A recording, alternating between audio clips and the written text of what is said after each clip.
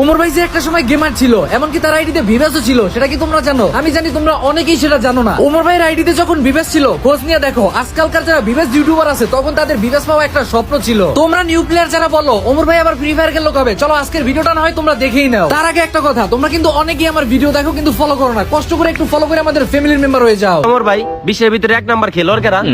আমার জানা মতে বিশ্বের ভিতরে 1 নাম্বার খেলোয়াড় হলো একজনই, যার খেলা একদম মারাত্মক, যার স্কিলস আর মুভমেন্ট কেউ ধরতে পারে না, যে একাই 4-5 জনের কাইট করে লায়। অনেক বড় বড় খেলোয়াড়রাও তার খেলার কাছে হাইরা যায়, যার খেলা দেখার জন্য লাখ লাখ পোলাপান অপেক্ষা করে থাকে। সে হইলো আমার ইন্সপিরেশন আর আমার প্রিয় খেলোয়াড়।